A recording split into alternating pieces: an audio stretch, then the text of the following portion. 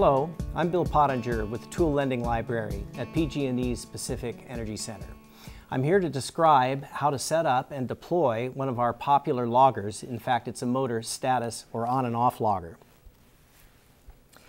These loggers work by sensing the electromagnetic field that a motor creates when it is energized. And when you place the motor logger in the EMF, as it's referred to, it can sense when the field is built up on an on event and when it is destroyed when the motor shuts off.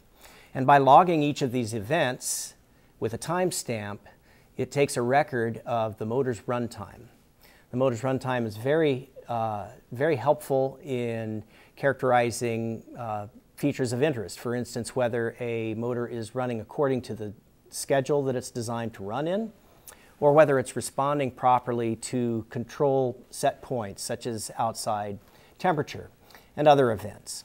You can also add up all of the runtime data, and with that and an estimate of the power use, which you can get either from a power meter or from the nameplate data, you can get a reliable estimate of the amount of energy that the motor has consumed during the period of logging.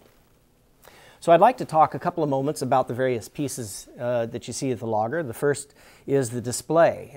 You can see on the left-hand side of the display is a battery indicator. That tells us how much battery strength we have. In this case, it's excellent. In the middle, we have an indicator of the amount of memory available in the logger, and it's telling us now that we've got plenty of memory for our project. On the right-hand side, you'll see an icon that is the motor itself, and it takes one of two states, either on or off. Currently, it's displaying the motor is off, because of course there's no motor nearby.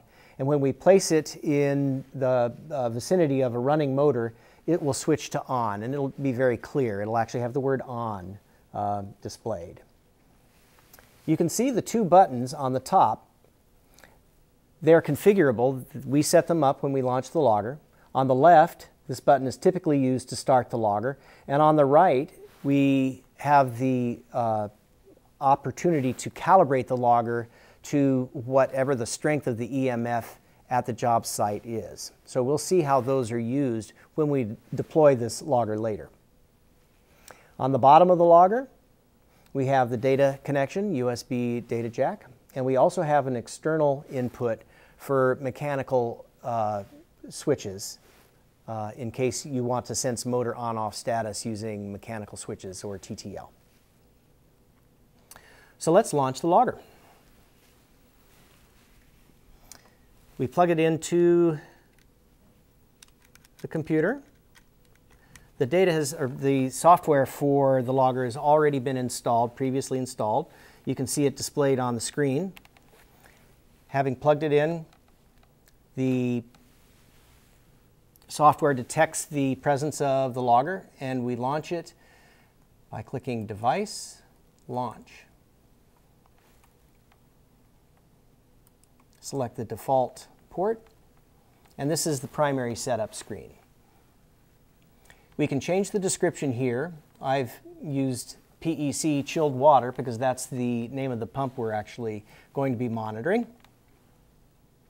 I'm choosing to log state data, on-off data. So you can see it's state and on-off are my selections. They happen to be the default selections because that's the most common application for logging with this logger. Additionally, I can select filters. Filters are essentially calculated values which then appear in the resulting data stream. So examples of it can be the percent time on and time off, or the total time on or off in hours, minutes, and seconds. These values and others that are available to you are actually put in the data file. We aren't going to create any new series for our demonstration here.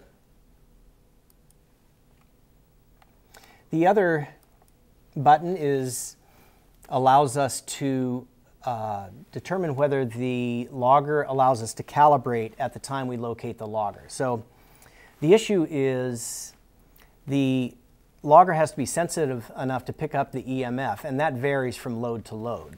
So you can actually turn up or reduce the sensitivity of the logger using this feature. So I'm going to set it up. I'm going to program it to include this feature.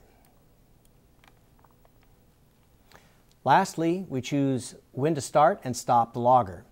I have it configured to start logging with the push button. There are other options, such as immediately or on a particular date and time.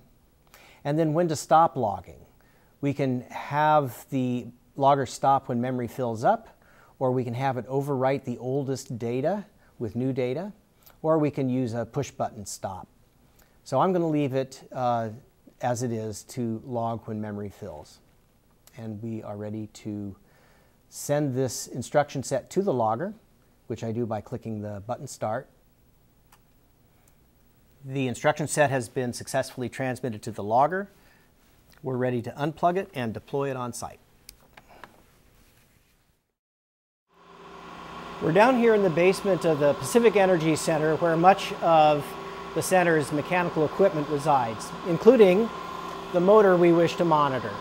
I have my logger, which we just finished programming moments ago, and the challenge now is for me to find a suitable location to mount the logger. Recall that the logger operates by detecting the creation and collapse of the electromagnetic field as the motor is energized and turned off.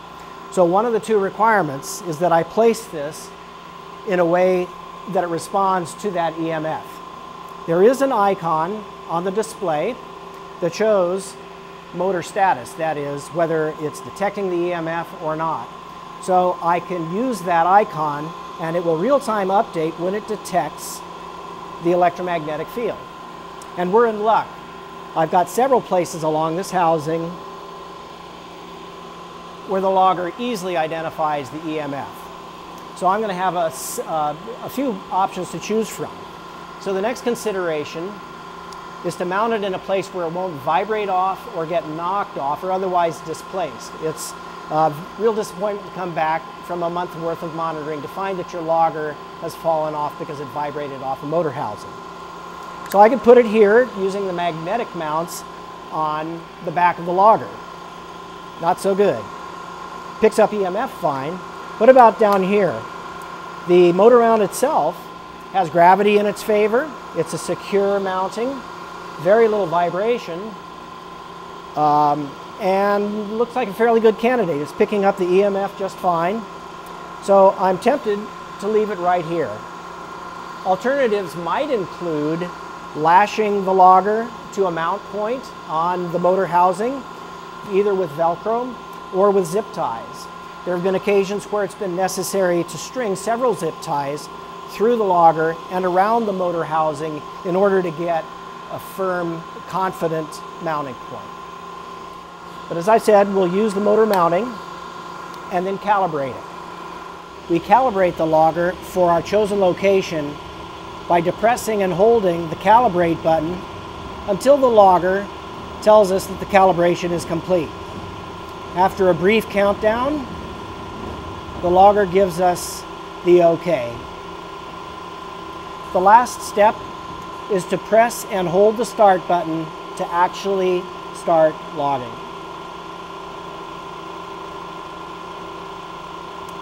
The display clearly indicates logging has begun, and our job here is finished. So we're back in the office. We have the logger.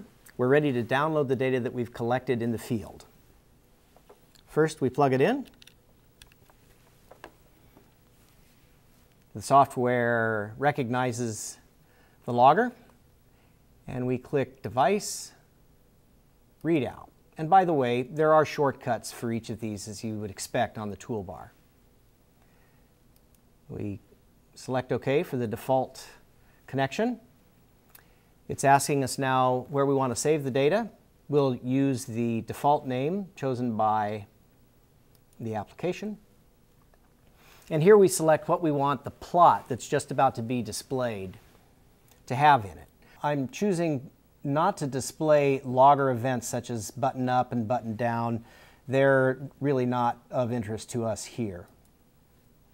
All I'm really interested in is in the on-off data. So I click plot, and here we have the data that we collected at the motor. In the upper left-hand side, you can see all of the tabular data that was stored in the logger, which consists of a timestamp and the status of the motor, 0 indicating the motor is off and 1 indicating the motor is on. If I select one of the rows of data, you can see the cursor in the plot highlighting that particular transition. And in fact, I can scroll down through the rows and see the cursor jump from event to event. So the way to read this is the horizontal axis is time, the vertical axis is whether the motor is on or off. So in addition to the data, the tabular data that you have here, which can be downloaded into Excel, which we'll show momentarily, there are also some summary statistics available to you in the graphing software. Of interest are the series statistics, which tell you how many data rows were actually written, the total amount of on and off time, percentage of time run, and other useful information. To export this data, we click File, export this data to Excel by clicking the Export function, finding where we want to put it. I'm going to put it on the desktop. Now I can go to the desktop. There's my file. I'll double-click it. And you can see the data in Excel, and of course, this data is available for you to massage in any way that you like using all of Excel's extensive reporting and analysis tools. Motor loggers are an easy way to gather runtime information on your motor loads. I hope you'll find them a valuable addition to your toolbox.